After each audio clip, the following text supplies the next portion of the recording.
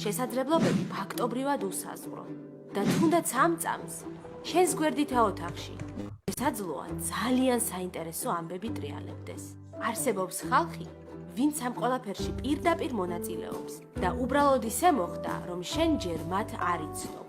მე ესმავარ და ჩემი მთავარი მიზანია ყველაფერი საინტერესო, რაც შენამდე ჯერ არ მოსულა, განვიხილო და ახალი შესაძლებლობები დაგანახო. ამას კი მხოლოდ მაშინ მოვახერხებ, თუ მზად იქნები შენი ხმა ყველას გავაგონოთ. მოკლედ, შემოგვიერთდი და ერთად გავიხედოთ ჰორიზონტს მიღმა. მოგესალმებით, რადიო ჩემი ხმა კვლავ პირდაპირ ეთერშია, გადაცემით ჰორიზონტს მიღმა გიბრუნდებით. მე მისი წამყვანი ესმა გუმბერიძე ვარ.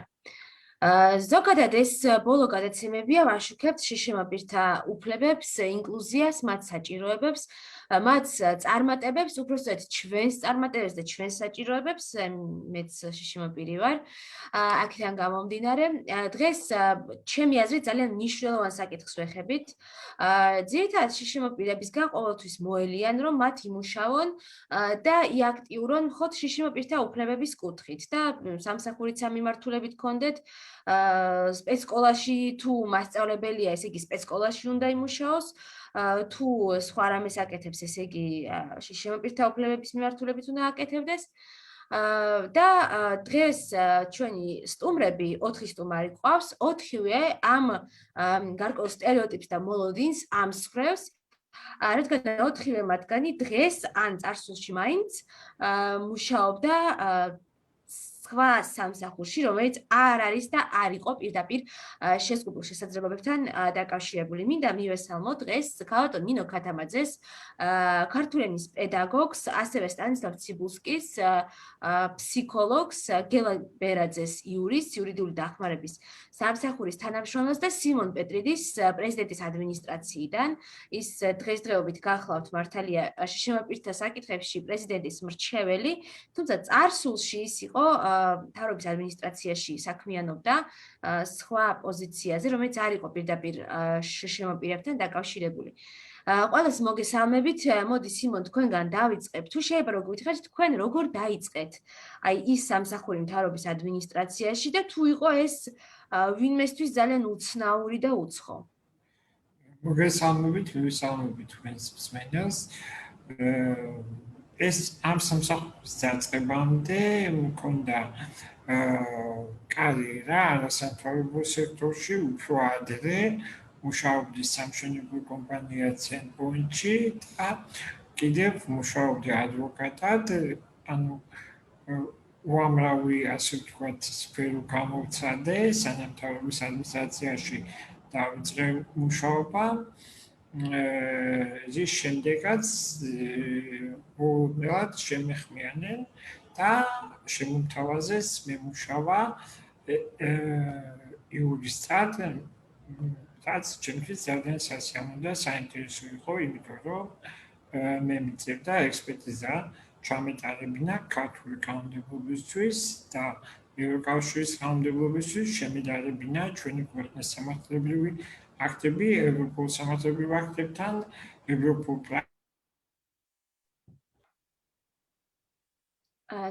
სიმონ, პრაქტიკასთან ზოგადად და შესაძლოა არის ევროკავშირში. ძალიან საინტერესო არის, რომ თქვენ ადვოკატიც იყავით, ანუ სასამართლოშიც დადიოდით, სასამართლოები ჩვენთან ფიზიკურად ძალიან მიუწვდომელია. თქვენ დადიოდით კიდეც ის სასამართლოშიც და კერძო ასე ვთქვათ, ორგანიზაციას ვემსახურებოდი და უწევდი კონსულტაციას. ასევე ვიყავი იურიდიული ფირმა იურაიტის სტაჟიორი და ანუ ვეწეოდი სამართლებრივ საქმიანობას ამგვარად. ძირითადად ადმინისტრაციულ და სამოქალაქო საკითხებს. სტას, მოდი თქვენც გითხარით, როგორ დაიწყეთ ფსიქოლოგიური კონსულტაციები? თქვენ არა მხოლოდ შიშიმაპირებს კონსულტირებთ, როგორც მე ვიცი. მოგესალმებით ასევე.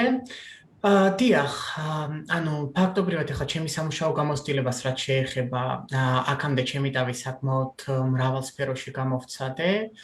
სანამ ფსიქოლოგიურ განათლებას მივიღებდი, ანუ დაწყებული 20 წლიდან, ვეწეოდი პირველ რიგში მთარგმნობით საქმიანობას შემდგომში რამდენიმე საერთაშორისო პროექტს ვუწევდი კოორდინირებას და სხვათა შორის ისევ და ისევ შშმ პირთა სფერო საწყის ეტაპზე აღმოჩნდა, ასე ვთქვათ, ჩემი ტრამპლინი. დღესდღეობით, ანუ წელს უკვე მივიღე მაგისტრის ხარისხი ფსიქოლოგიის პროფესიაში და ანუ კონსულტაციას ვუწევ ონლაინ რეჟიმში, არა შშმ პირებს, ჯერჯერობით ყოველ შემთხვევაში შშმ კლიენტი არ მყოლია, ვფიქრობ ესეც საინტერესო გამოცდილება იქნება.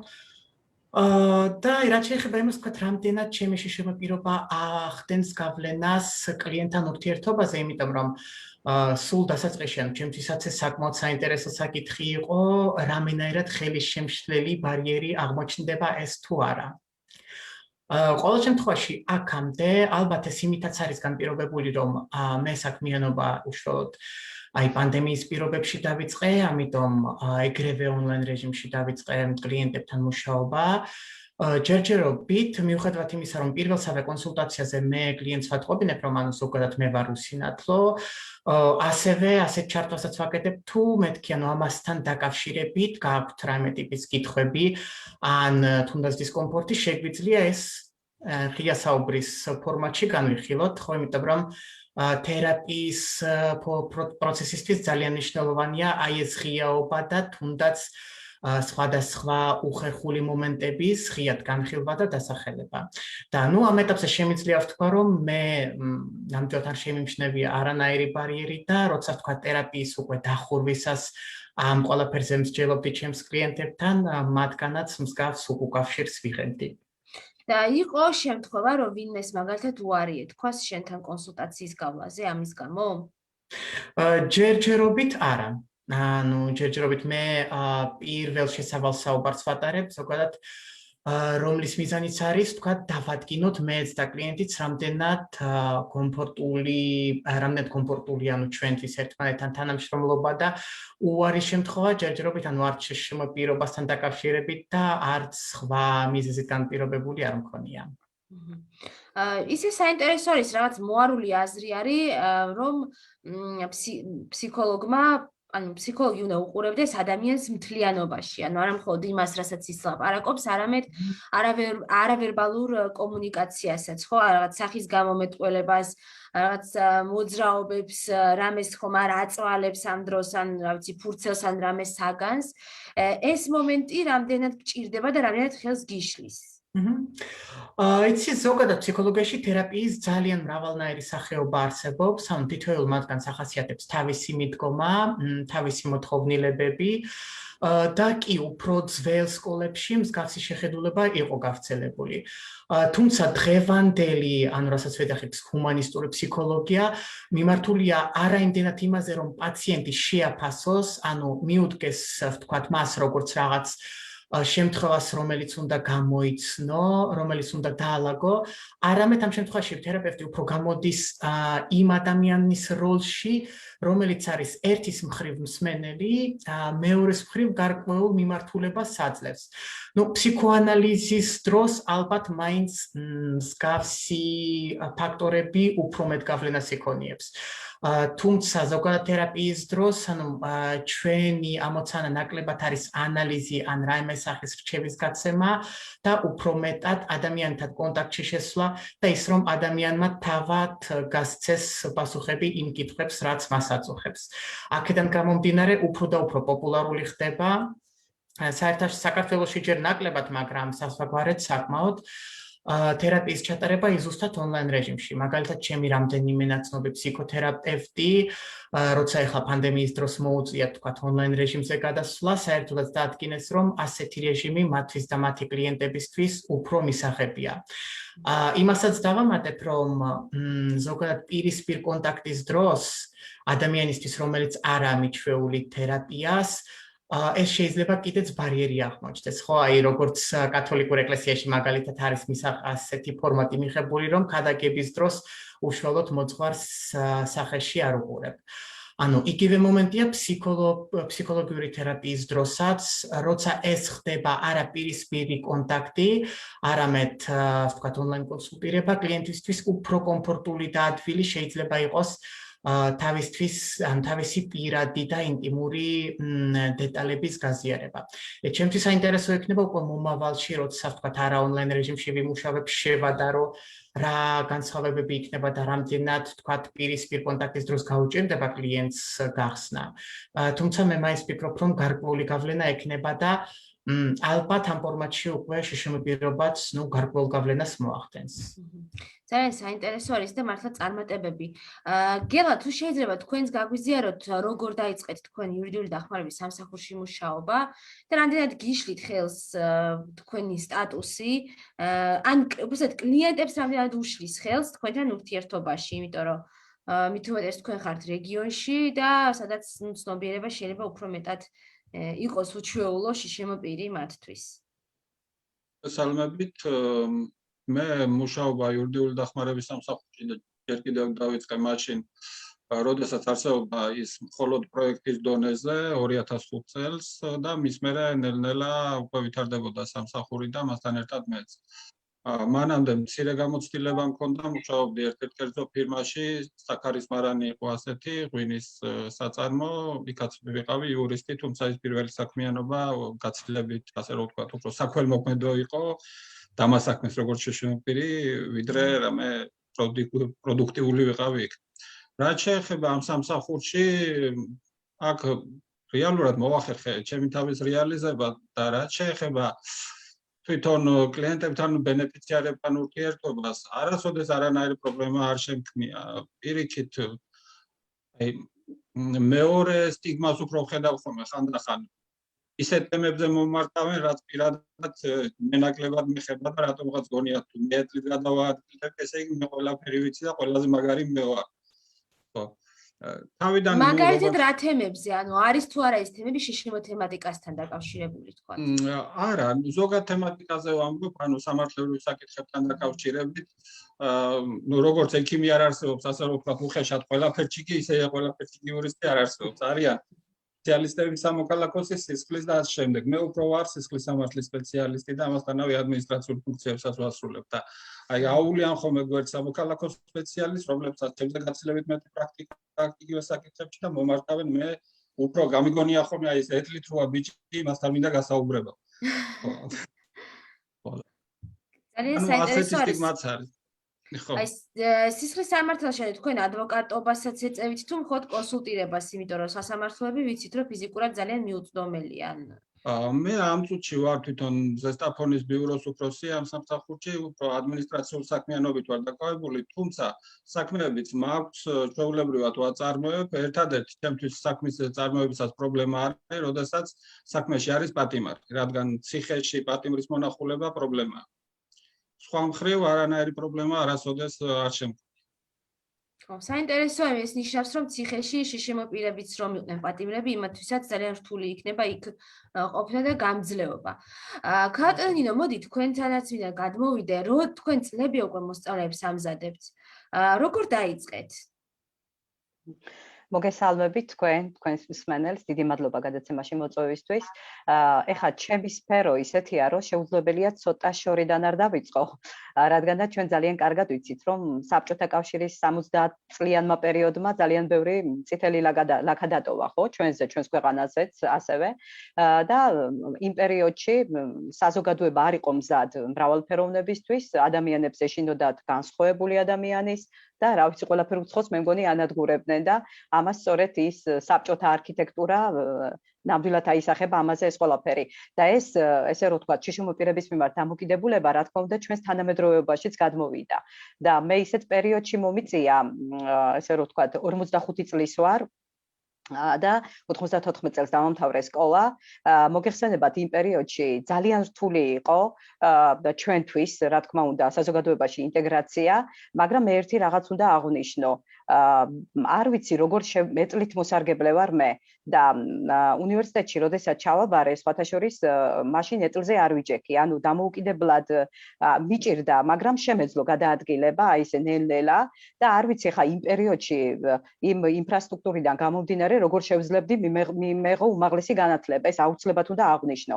თუმცა უკვე როდესაც დავამთავრე უნივერსიტეტი, უკვე ეტლზე ვიჯექი, ანუ უკვე ფიზიკურად აღარ შემეძლო გადაადგილება და მოგეხსენებათ, რომ ჩემი ადგილი აუცილებლად უნდა მეპოვა, ხო? მიუხედავად იმისა, რომ დავამთავრე ფილოლოგიური ფაკულტეტი, ქართული ენა ლიტერატურის სპეციალისტი ვარ, აი რაღაც უნდა მეკეთებინა. როდესაც გავხედე იმას, რომ სკოლაში უნდა მივსულიყავი და მემუშავა, არც ერთი სკოლა არ იყო ფაქტობრივად ადაპტირებული, ხო? მაშინ ახლა ცნობიერება ნამდვილად არ იყო მაღალი და ნამდვილად არ იყო სახელმწიფოს მზაობა ამასთან დაკავშირებით. ამიტომ ვიფიქრე, რომ აი რაღაცა უნდა შემექმნა. საერთოდ ყოველთვის ვამბობ ასეთ რაღაცას, რომ არსებობს მომსახურების კანონი, ხო? ანუ ყველა ჩვენ ადამიანები ჯაჭვურ რეაქციაში ვართ ერთმანეთთან. ყველა ერთმანეთს ვემსახურებით და მეც ვიფიქრე, რომ რატომაც არა. მეც უნდა მომსახურებოდი ვიღაცას და როცა მქონდა განათლება მიღებული უმაღლესი და ის რომ შემეძლო მე და მქონდა ამის ნიჭი და უნარი, ამის რეალიზება აუცილებლად უნდა მომეხდინა და ამიტომ გადავწყვიტე და დამოუკიდებლად სახლში რეპეტიტორად მემუშავა. ეს რა თქმა უნდა თავიდან ნუ ხა შემეშინდა ვერ გეტყვით, მაგრამ ვერც იმას ვერ გეტყვით, რომ არ ვღელავდი, ხო? ბუნებრივია. რადგანაც მაინც იყო ეს ბარიერი, მაინც ფიქრობდი, რომ აი, როდესაც დაუშვათ გაიგებენ მშობლები, ხო? გაიგებენ ბავშვები, რომ მე ვარ ეტლით მოსარგებლე. აი, რამდენად იქნებოდა ნდობის ფაქტორი, ხო? საერთოდ ჩვენ ძალიან კარგად ვიცით, რომ საზოგადოებაში არსებობს ორი უკიდურესი შეხედულება. ერთი ეს არის, რომ შიშუმპირი ავადმყოფია და მას არაფრის კეთება არ შეუძლია და მეორე ის, რომ შესაძლებლობები შეუზღუდავი. ანუ ჩვენ ფრთები გვაქვს და რაღაც სასწაულის კეთება შეგვიძლია. არც ერთი ვიყავი, რა თქმა უნდა და არც მეორე, ბუნებრივია, მაგრამ გავბედე, გავრისკე, რადგანაც აი ვიფიქრე, რა თქმა უნდა, ბუნებრივია ის, რომ საერთოდ ადამიანმა აუცილებლად უნდა მიიღოს გადაწყვეტილება, რომ ბედნიერი იყოს და მოძებნოს ამ ბედნიერების მიზეზი. რისთვის შეიძლება იყოს ბედნიერი? და ყოველთვის ვცდილობდი, რომ ჩემი ცხოვრება სხვისთვის არ შემედარებინა და ვიფიქრე, რატომაც არა, ცოდნა მაქვს, გამოცდილებას აუცილებლად მივიღებდი და სხვათა შორის მახსოვს, როდესაც პირველ წელს ავიყვანი აბიტურიენტები, ორ ბავშვია, რა თქმა უნდა, საუბარი, ეს შემთხვევით იყო ძალიან დიდი ბედნიერება და არანაირი იქ გაიგეს კიდევაც, რომ ეტლით მოსარგებლე ვიყავი, შიშიმუპირი, არანაირი, აი მერწმუნდეთ რა, ახალგაზრდები უფრო სწორად აღიქვამენ ყველაფერს. ისეთი დამოკიდებულება ჩამოყალიბდა, მაგრამ ამისთვის აუცილებელია, რა თქმა უნდა, ცოდნა. ანუ როგორც ჩვეულებრივი ტიპიური განვითარების მქონე ადამიანში, ხო? ანუ პედაგოგთან არ მივა მოსწავლე ისე, თუ ის არ არის განათლებული, ხო, ბუნებრივია, ანუ მოსწავლეები ყველაზე კარგი შემფასებლები არიან, ხო, ადამიანისა. ამიტომ ესე რომ ვთქვათ, პირველივე ჩემი ეს პრაქტიკა წარმატებული იყო. ორივე მოსწავლე, ხა თავისკებად არ მიდა, მაგრამ ორივე მოსწავლე ჯავახიშვილში მოხვდნენ და უფასოზე ჩააბარეს. ეს იყო უკვე ჩემთვის, აი პირველივე წელი აი რაღაც ნელ-ნელა ტრამპლინზე რო ახლა, იმიტომ რომ ჩემთვის იყო ეს ბედნიერება, რომ მე შევძელი. ნუ ამის შემდეგ რა თქმა უნდა არ გავჩერებულ ვარ და ახლა აგერ 20 წელია უკვე მე პედაგოგიური პრაქტიკა მაქვს. დღესაც არ არის სკოლები ადაპტირებული და მეთანხმებით, კი მზაობა არის თითქოს, როდესაც შევიტან განაცხადს, მეუბნებიან, რომ კი, მობრძანდით, სერტიფიცირებული პედაგოგი ვარ, ყველა გამოცდა ჩაბარებული მაქვს, მაგრამ ადაპტირებას განიხილავენ თუ დაუშვათ ერთ ოთახში გამოგკეტავენ, ხო? ჩემთვის ადაპტირება ნიშნავს იმას, რომ ყველა სართულზე ავიდე, ჩამოვიდე, მერხებში თავისუფლად გავიარო, გამოვიარო და ეს კომფორტი ჩვენ დღეს სახელმწიფოში ნამდვილად არ გაგვაჩნია და არ აგვაქვს. ამიტომ მე მაქვს აი ამ ახალგაზრდებთან ურთიერთობა, ეს ახალგაზრდები არიან ჩემი ცხოვრების მოტივატორები და ნამდვილად არ აქვთ არანაირი ბარიერი ჩემთან ურთიერთობის, პირიქით, აი როგორც ბატონმა გელამ ბრძანა, რომ პირიქით გონიათ, რომ მე ყველაფერი ვიცი, მე ყოველი შემძლე ვარ და აი ჩემგან ცდილობენ, აი რა ვიცი, ფსიქოლოგიც ვარ მათთვის, იურისტიც ვარ, პედაგოგიც ვარ, ანუ ყველანაირი ურთიერთობა მაქვს და თან მაქვს ძალიან მეგობრული დამოკიდებულება და აი წლის ბოლოს სხვადასხვა თაობებს ვკრებ და ნუ წარმოიდგინეთ ახლა დაუშვათ სახლში ეტლზე არ ვზივარ და როდესაც წლის ბოლოს ისინი მხედავენ, რომ ექსკურსიაზე მიმყავს ბავშვები და აი ყაზბეგშიც კი ავიყვანე და მე ეტლით წინ მივდივარ და ბავშვები მომყვებიან და ამ ყველაფერს ხედავენ, თავისთავად პირიქით ეს უკეთესია, იმიტომ რომ მათი ცნობიერება იზრდება და ისინი ხედავენ, რომ ჩვენ ჩვეულებრივი ადამიანები ვართ, არც არაფრით უკეთესნი და არც არაფრით ცუდნი, ხო, ბუნებრივია. ამიტომ რა ვიცი, მე ვერ ვხედავ რამე ბარიერებს ამ ხრივ. ძალიან გამორჩეულია თქვენი შემთხვევა იმით, რომ ზოგადად მასწავლებლობა, რეპეტიტორობა საკმაოდ რთულია, იმით უმეტეს, რომ დღეს ძალიან ბევრი მასწავლებელია უკვე, ბევრი ამზადებს მოსწავლეებს და მით უმეტეს რომ თქვენ სკოლაში არ გიმუშავიათ, იმიტომ რომ ხშირად არის ხოლმე რომ თავისივე ეს თქვა სკოლის მასწავლებელთან მიდიან მოსამზადებლად. თქვენ თავიდანვე, აი როდესაც მაგათაც ალბათ ან განცხადება დაწერეთ, ან არ ვიცი როგორც მოიძიეთ ის მოსწავლეები, თავიდანვე უთხარით რომ შემოპირი იყავით? სხვა შეტას შენთანაც მაქვს ეს კითხვა შემდეგ. მოდი თქვენ ჯერ ქალატონო ნინო და მე სტასმა რომ დიახ, ესმა მე სკოლაში არ მიმუშავია, მაგრამ ერთი წელი მაინც მქონდა ამის პრაქტიკა, მაძიებელი პედაგოგი ვიყავი, სკოლა ბინულია თბილისში გაგარინზე და იქაც სხვათა შორის მე მინდა ვთქვა, რომ იქ მომიწია უფრო დაბალ კლასებში, აი მე-6-ე, მე-7-ე კლასებთან მუშაობა ერთი წლის განმავლობაში და ისინი ძალიან სწორად, ძალიან არ ვიცი რა, მიმღებლობით უდგებოდნენ ამ ყველაფერს, მაგრამ მე მინდა გითხრათ, რომ თავიდან არ მithქვამს, მართალი რო გითხრა, რომ მე ვიყავი შიშიმოპირი არ მივაქცია მას არანაირი ყურადღება და არ ჩავთვალე ვალდებულად თავი რომ ეს მეთქვა არ მithქვამს თავიდან ჩვეულებრივად პირდაპირ ავედი მაგრამ ნახეთ ახლა რა პრობლემა მქონდა ნუ შემოდის მშობელი ხო შემოდის მოსწავლე ნუ ელემენტარული ზრდილობაა რომ ფეხი ადგე ხო დაუშვათ შეხვდე შემოუძღვე წინ ხო ნუ გინდა არ გინდა ეს მაინც ჩანს და მე ამის კომპლექსი მქონდა თავიდან ეს უნდა ვაღიარო რომ აი როდესაც ფეხი არ ვდგებოდი და დაუშვათ ჩემი ოჯახის წევრი გაუღებდა კარს და შემოვიდოდა მშობელი თუ მოსწავლე ნუ მე ვეუბნებოდი ხო კარგი ახლა რაღაც ანუ მქონდა ეს თავიდან ეს კომპლექსი მაგრამ შემდეგ ეს იყო ძალიან მცირე ხნით. შემდეგ უკვე ერთმა მეორეს უთხრა მეორე მესამეს და დღეს აი საერთოდ არანაირი ბარიერი არა. დღეს უკვე იცი ანუ აი ნინო ქათამაძე ესე ანუ აქ არ არის არანაირი რა ვიცი როგორ თქვა რა. აი პირიქით ამაყივა რამით რომ ჩემთვის არანაირი დისკომფორტს არ ქნის შიშიმო პირობა. პირიქით მიხარია რომ მე ეხა მე არ მინდა იმ გაგებით არ ვამბობ რომ ჩემი თავის ქების კუთხით არა. მე უბრალოდ ჩემიდან გამომდინარე ახალგაზრდების ცნობიერება იზრდება და ახალგაზრდებში უფრო სწორად ყალიბდება ეს დამოკიდებულება შიშიმო პირების მიმართ რომ ეტლი არანაირი ბარიერი არა. ყველა ადამიანს ღმერთმა დააყოლა ნიჭი და უნარი, ხო? და ამ ნიჭის რეალიზება უნდა მოხდეს და რა ვიცი ჩვენ შიშიმო პირებმა ვიც შევძელით რეალიზება ჩვენი უნარებისა და ჩვენი შესაძლებლობების მე მგონი დამარხულ ტალანტს არ დავამგვანეთ ეს ყველაფერი და რა ვიცი არ იყო ეს არანაირი ეკი თუმცა დავმალე თავიდან დავმალე რა შეგნებულად არ დამიმალავს შიში მქონდა უბრალოდ რომ აი ვაი და არა და განცხადებაში ნამდვილად არ დამიწერია ის რომ მე შიშიმო პირი ვარ და ნუ რაღაცა და მე ვთვლი რომ არც იყო ეს საჭირო და არც ვთვლიდი ამას ვალდებულებად თავარი იყო ისინი დაინახავენ მე როგორი ცოდნა მქონდა ხო როგორ გადავცემდი და ამით მიმიღეს მე მათ და არა დაუშვათ იმით რომ შიშიმო პირი ვიყავი ძალიან საინტერესო არის რომ თქვენი შემთხვევა ძალიან გავს აი ამერიკელი აქტივისტის ჯუდით ჰუმანის ისტორიას რომ ისიც მანაც პედაგოგიური კუთხით მიიღო განათლება თუმცა შემდეგ სკოლაში არ იღებდნენ რომ იმიტომ რომ შენო საფრთხეს შეუქმნი ბავშვებსო ხანძრის დროსო ეტლით რომ გადაადგილდებიო პრობლემა იქნები პირიქით შენი გადაყვანაო რაღაც ისეთი მოტივებით და მან ამის გამო დაიწყო ბრძოლა და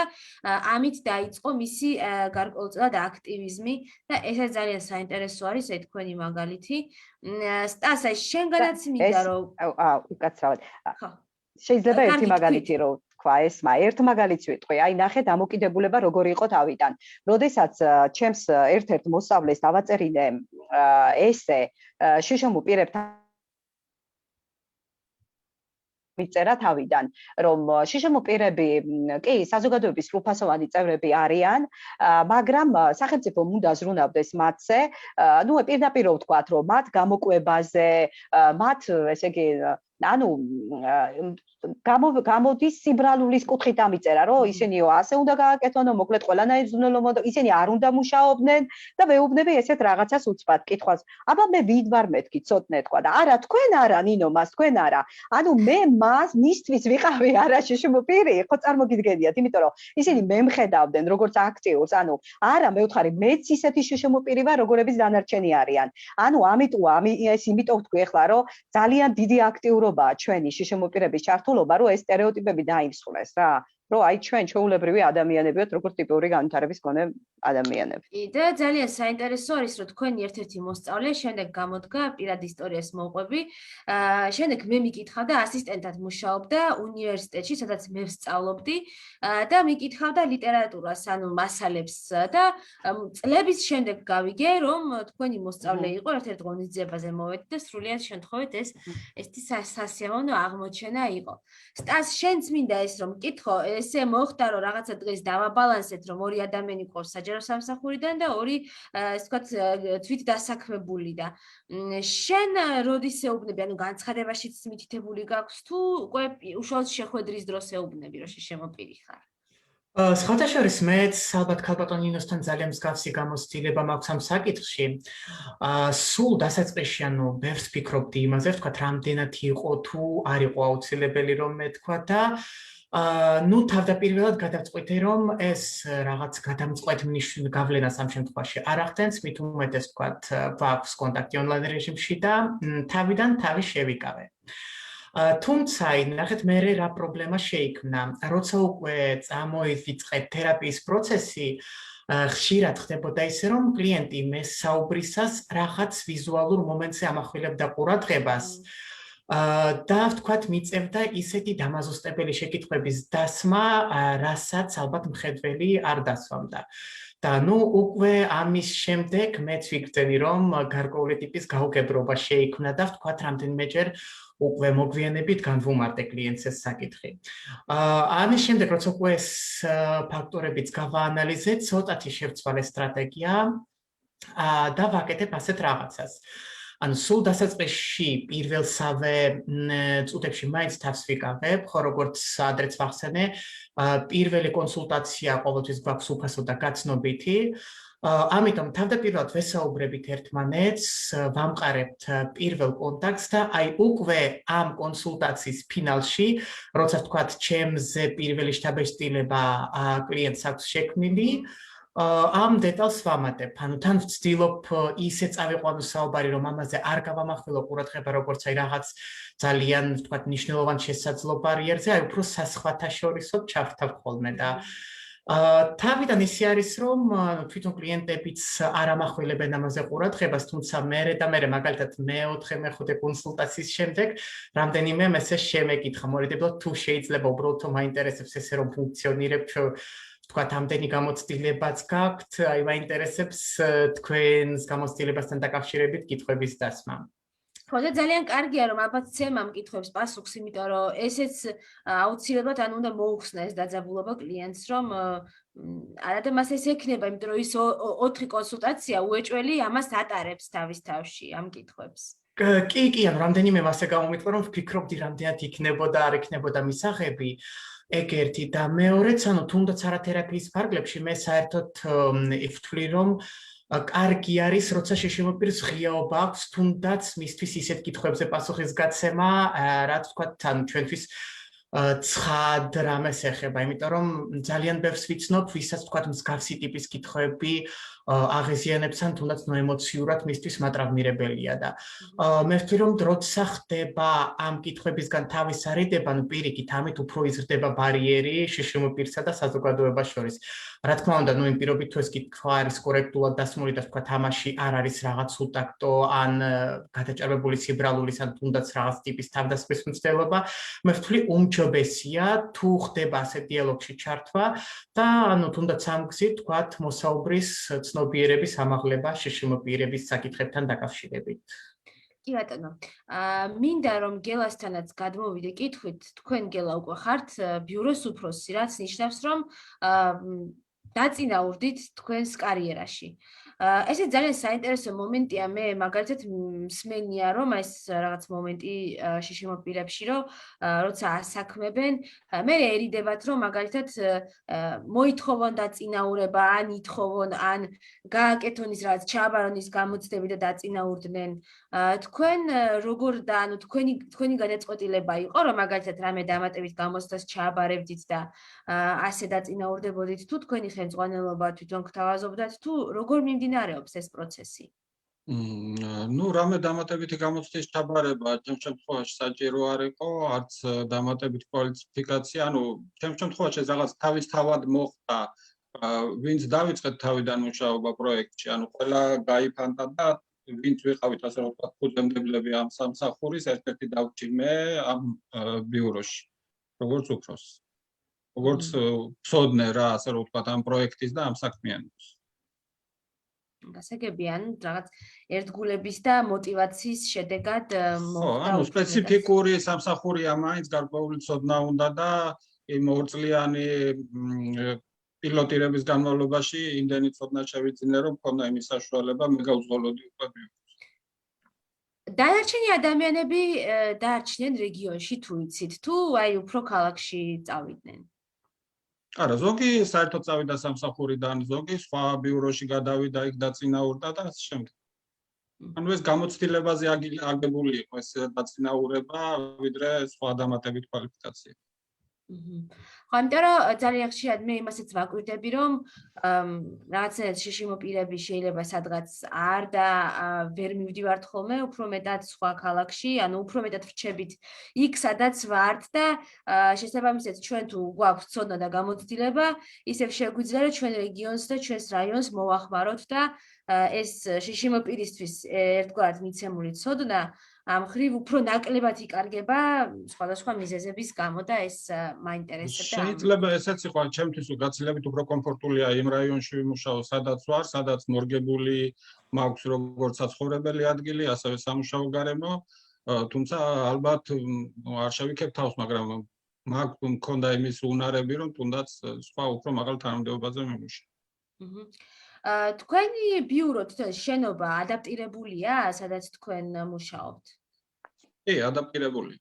მეტნაკლებად ადაპტირებულია, ეს დაახლოებით 2007 წელში მოხდა გარემონტება, ყოველ შემთხვევაში ეტლით გადაადგილება პრობლემა არ არის, თუმცა თანამედროვე სტანდარტებს აღარ შეესაბამება.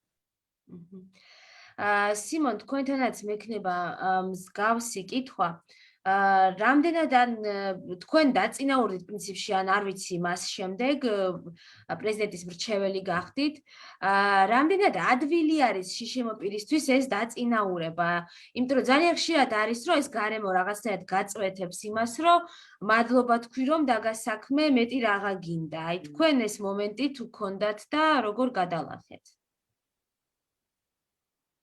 ნუ ჩემი მაგალითი მხრივად საინტერესო იყო, რომ მე რეგიონში მუშაობდი, ზუგდიდში და ზუგდიდიდან წამოვედი დედაქალაქში. ანუ რეგიონით შევიცვალე და როცა ჩამოვედი და დავიწყე არასამთავრობო სექტორიდან სამთავრობო სექტორში მუშაობა და მთავრობის ადმინისტრაციაში გადმოვიდი, იქ ცოტა უკვირდათ კიდევაც და აინტერესებდათ თუ ვისი ასე ვთქვათ ნაცნობობით მოხდა სექტორში არანაირი ნაცნობა არ ყოფილა, ჩვეულებრივი ინტერესი ჰქონდა ხელმძღვანელს, ჩემდამი როგორც პროფესიონალისადმი, არც ვიცნობდი იქამდე, არც მენახა არასოდეს, არც ერთ თანამშრომელს არ ვიცნობდი, ერთი მეც გამყავდა იმ შენობაში, სადაც დავიწყე მუშაობა. უკვე როდესაც დავიწყე მუშაობა, ძალიან თბილად დავხდნენ, სულ რაღაც რამდენიმე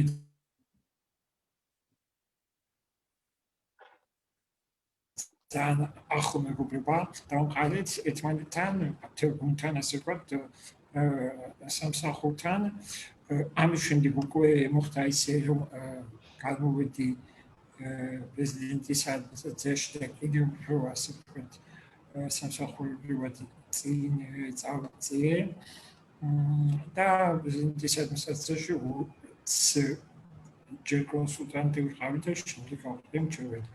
ანუ ფაქტობრივად ამას არ შეუშვია ჩემთვის ხელი. ეს ყოფილი თავისთავად ხდებოდა საქმისადმი ასე ვთქვათ, ერთგულების დაფასების მომენტიც იყო, როდესაც ხედავდნენ, რომ რასაც მავალდებდნენ, შემეძლო თუ საქმე მქონდა, დილის 6 საათზე ამ გადაყავი და ღამის 2 საათამდე მემუშავა, იმიტომ რომ ის საქმე იმ დღეს როგორც საჭირო იყო, ისე გამეკეთებინა და ასე ვთქვათ. აი ამ შრომამ იქონია ზეგავლენა ამ წარმატებაზე.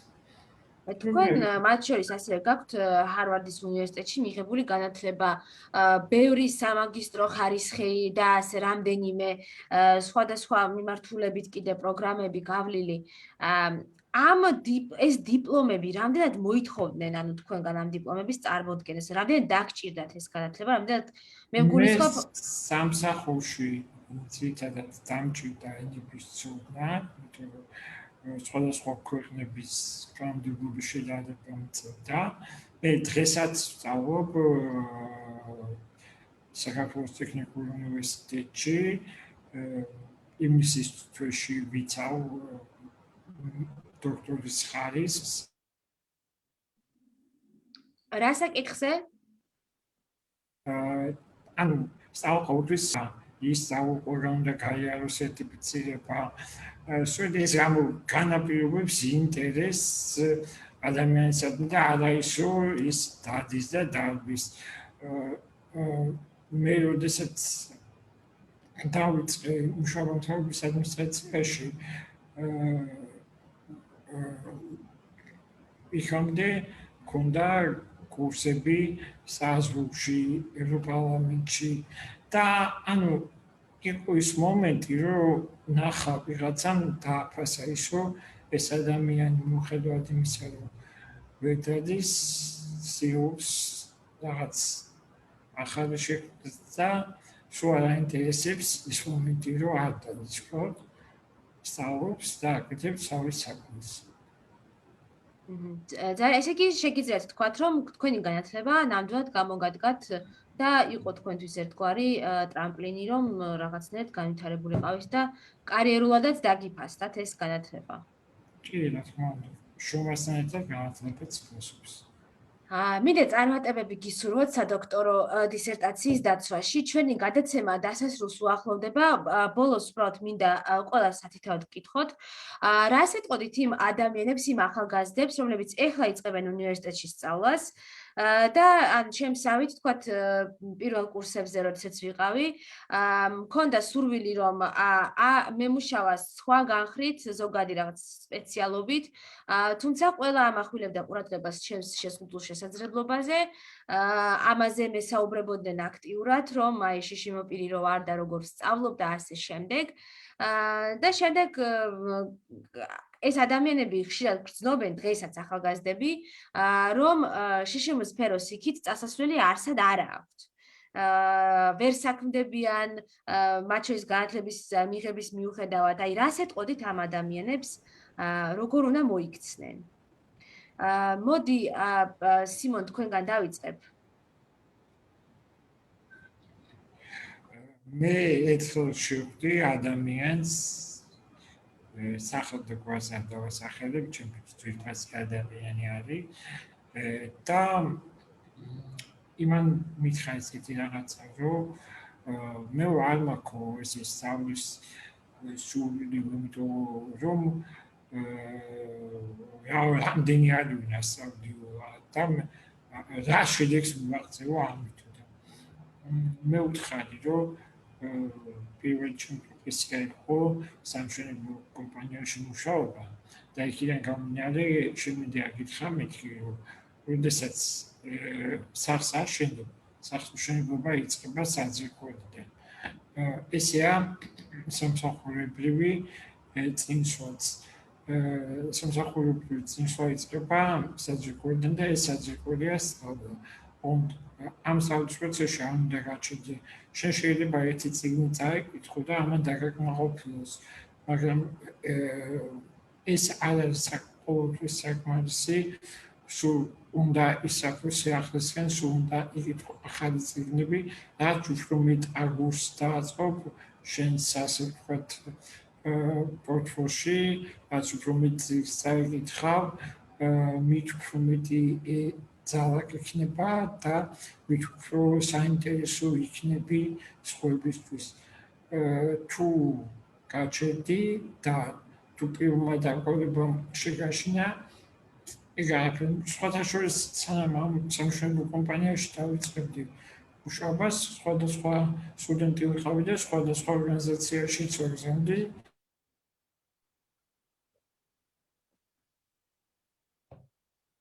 რეზუმეს და ამიტომ არ უნდა დავიწყო მუშაობა და რო შევედი გასაუბრებაზე, არც ვიცოდი ვინ იყო ამ სამშენებლო კომპანიაში.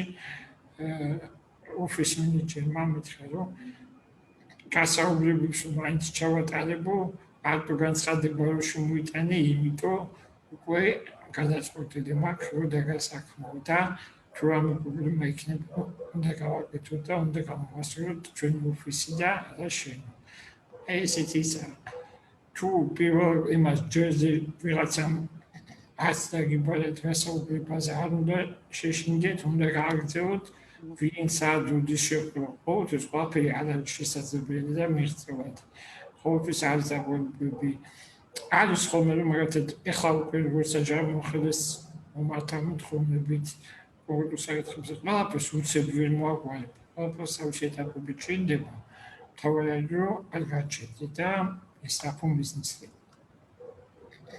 გელა, თქვენ რას ფიქრობთ? რას ეტყოდით ასეთ ახალგაზრდებს? რა ვიცი, უპირველეს ყოვლისა შშმ პირებმა უნდა გადალახონ ეს რა დავარქვა სტიგმა თუ არასრულფასოვნების კომპლექსი, რომელიც მათ თავშია თვითონ და არა საზოგადოებაში. რა ჩვენ უფრო ცუდი წარმოდგენა გვაქვს ჩვენ თავზე, ვიდრე სხვებს აქვს ჩვენზე წარმოდგენა. უბრალოდ ჩვენ უნდა ჩავთვალოთ, რომ ჩვენ ვართ ჩვეულებრივი ადამიანები და უნდა ვაკეთოთ ის, რაც შეგვიძლია თუნდაც. ჩემ თავისდაც რო გითხრათ, ახლა მე შშმ პირი გავხდი სტუდენტობის დროს და სწავლის გაგრძელება ინსტიტუტში იყო ასე რომ ვთქვათ ხათრით, მეც არ მჯეროდა რომ საერთოდ რამეში გავუმაგდებოდა ეს სწავლა ოდესმე. იგივე პირველი სამუშაოც რომ მითხრეს რომ მუშაობა უნდა დაიწყო, რაღაც ისეთი განწყობა მქონდა რომ აი მე რა შემიძლია, მაგრამ აი უკვე მე ცხოვრება მაჩვენა რომ თურმე შემძლებია. რომ მე უკვე სტიმულიც გამიჩნდა, მოდი კიდევ უფრო მეტი იქნებ შევძლო და მოდი კიდევ და ასე შემდეგ. ანუ აი პირველი ნაბიჯის გადადგმა არის ყველაზე რთული და საკუთარი თავში რწმენის ნახვა, რომ შენ ეს შეგიძლია. ობიექტურადაც რომ ავიღოთ, აი რაც პროფესიები არსებობენ, სადაც ხალხია ჩვეულებრივი, არაშშმ პირები დასაქმებული. მე არ მაქვს ახლა ასეთი სტატისტიკა, მაგრამ ალბათ 50%-ზე მეტი იქნება ისეთი პროფესია, სადაც როგორც არაშშმ პირი შეძლებს იმ საქმის შესრულებას, ასევე შშმ პირი შეძლებს თუ გარემო იქნება მისაწვდომი ელემენტარულად და გარემოს მისაწვდომობა არც ის რთული საქმეა ჩვენ დროში, თუნდაც ერთ კონკრეტულ მაგალითს. თავარია რომ რაღაც გავაკეთო. შენც გითხარი, აბა? იცით, ჩვენთან ძალიან პოპულარულია ზოგადად ეს პრინციპი და კითხვა, რას იტყვიან სხვები. შშმ პირებზე კი ვფიქრობ, რომ ეს ფაქტორი კიდევ ორმაგად ახდენს გავლენას. ამ შემთხვევაში ადამიანი შეიძლება ორ უკიდურესობაში გადავიდეს. პირველი, როცა ხდება აყოლიება სხვების აზრზე, მეორე კი, როცა პირიქით ხდება დაპირისპირებაში შესვლა და თუნდაც უმრავლესობისთვის ან სხვებისთვის რაღაცის დამტკიცება. ჩემი აზრით, აქ ორივე გზა არის აბსოლუტურად მცდარი და არასწორი, ვინაიდან ორიენტირებულია არა იმაზე, როგორი მე მინდა რომ გავხდე, არამედ რა მინდა ვუთხრა სხვებს, ანუ ისევ არა ჩემი თავის გადმოსახედიდან, არამედ სხვების გადმოსახედიდან ვუყურებ ჩემს ცხოვრებას. მე თვითონ ძალიან დიდი ხანი დამჭირდა და ძალიან მრავალნაირი გამოცდილება იმისათვის, რომ გარკვეულ დასკვნებამდე მივსულიყავი. თუმცა ბოლოს გავაკეთე ასეთი დასკვნა, არ ვიცი, რას იტყვიან სხვები, მაგრამ რაღაცას ყოველთვის იტყვიან. და დასასრულისთვის უბრალოდ ერთ ციტატას მოვიყვან, ერთი დამწყები მწერლის წიგნიდან, რომელიც მართალია ჯერ არ გამოქვეყნდა, თუმცა ვიმედოვნებ, რომ მალე გავასა ლიტერატურულ ასპარეზზე. შენ არ შეგიძლია აუკრძალო სხვებს საუბარი, თუმცა შეგიძლია შენ თავს მოსმენა აუკრძალო. ან და შენ თვითონ აერჩიო, რას მოусმენ და რას უარყოფ შენი ცხოვრებიდან. ძალიან საინტერესო ციტატა, მართლა მეც გამოვიყენებ ხოლმე, ეხლა ვცდილობ, აქამდე ვცდილობდი ქვეცნობიერად, თუმცა აწი უკვე გაცნობიერებულად და ამას აქტიურად გამოვიყენებ. გავატონე ნინო, თქვენ გეძლევათ უკვე ბოლოს სიტყვა, თქვენ რას ეტყვით აი ამ ახალგაზრდებს, ვინც უყურებენ, უნდათ რომ სხვა სფეროში იყვნენ, მაგრამ უყურებენ რომ მთელი საზოგადოება და ყველა კონცენტრირებულია მათ შშმ პირობაზე. რა თქმა უნდა, მე მათ ვეტყოდი რომ აუცილებლად უნდა გაბედონ. განათლება არის მთავარი ბერკეტი. მე ასე ვფიქრობ ადამიანის ცხოვრებაში რა. არ ვიცი, წარმოდგენაც არ მინდა ესე რომ ვთქვათ იმისა, რომ არ მიმეღო ეს განათლება და არ გამერისკა, შეიძლება ასე ვთქვა იმ დროს, დღეს არ ვიცი ვინ ვიქნებოდი. საერთოდ, როდესაც ადამიანის დამოუკიდებლობა ამ ყველაფერში გამოიხატება და ხო? და ნახეთ, ადამიანი თვითონ საკუთარ ცხოვრებას თავად ძენს ფერს, სურნელს, გემოს, მელოდიურობას, ხო? თავად არის საკუთარი ბედის მჭედელი. ამიტომ აი ინგლისელი მწერალია ჩარლზ რიდი, მეც ასევე დავესესხები მის სიტყვებს და ვიტყვი ასეთ რაღაცას, რომ ნათქვამია დათესავ აზრს, მოიმკი ქცევას, დათესავ ქცევას, მოიმკი ჩვევას, დათესავ ჩვევას და მოიმკი ბედს. ანუ შენ ქმნის შენს ბედს, ხო? და ესეც მინდა ერთი პატარა იგავი ვთქვა, რომ ღმერთმა როდესაც ადამიანი შექმნა თიხისგან, შემდეგ უთხრა, რომ კიდევ რა გინდა, რა მოგცეო და აი იქვე იყო თიხის გუნდა და ადამიანმა უთხრა ღმერთს, რომ აი ამ თიხის გუნდისგან ბედნიერება შემიქმენიო და აი აიღო ეს თიხის გუნდა და მისცა ღმერთმა ადამიანს. აბატონო და შენ თვითონ შექმენიო. ანუ ღმერთმა ჩვენ მოგცა ამის შანსს და ყველაზე დიდი რამ გვაჩუქა სიცოცხლე, დაბადება. ყველა მატერიალურ მემკვიდრეობაზე მაღლა დგას ჩემი აზრით. ამიტომ მე არ მეგულება ადამიანი, რომელსაც არ ქონდეს ნიჭი. ყველა ადამიანს მიცა ნიჭი ღმერთმა და ჩვენ როგორ შეგვიძლია ამ ნიჭების რეალიზება, ეს ჩვენზეა დამოკიდებული და ჩვენ ყოველთვის ვამბობ ამას, ჩვენ შიშიმ უპირებს ვერავინ ვერ გამოგვაჩენს. ჩვენ შეიძლება რაღაცა კუთხით მოვითხოვოთ კი და გარემო შეგვიქმნა და ასე შემდეგ, მაგრამ ჩვენ თუ არ წარმოვჩინდით, ჩვენ თუ არ დაგვინახა საზოგადოებამ ვინ ვარ და რა შეგვიძლია, რა თქმა უნდა, ჩვენ ჩავკლავთ იმ ნიჭს და დაემსგავსება მართლაც იმ დამარხულ ტალანტს და მე მგონი ეს უფრო დიდი როგორ თქვა ხა ცოდვა იმ გაგებით, არა მარტო რელიგიური გაგებით, არამედ ის რომ ჩვენ ვერ დავდებით ერთი აგური მაინც ქვეყნის აღშენებლობაში და ჩვენ კიდევ შეგვიძლია ეს ყველაფერი ერთად. ძალიან დიდი მადლობა ყველას ამ ჩემთვის პირადად ძალიან მამოტივირებელი გადაცემისთვის და იმედი მაქვს რომ სხვებისთვისაც ასევე მამოტივირებელი იყო.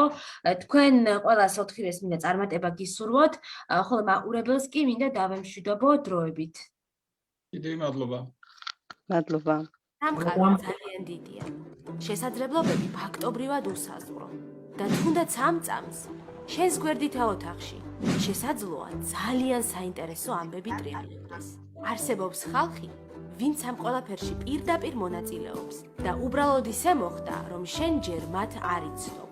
მე ესმავარ და ჩემი მთავარი მიზანია ყველაფერის საინტერესო, რაც შენამდე ჯერ არ მოსულა, განვიხილო და ახალი შესაძლებლობები დაგანახო. ამას კი მხოლოდ მაშინ მოვახერხებ, თუ მზად იქნები შენი ხმა ყველას გავაგონოთ. მოკლედ, შემოგვიერთდი და ერთად გავიხედოთ ჰორიზონტს მიღმა.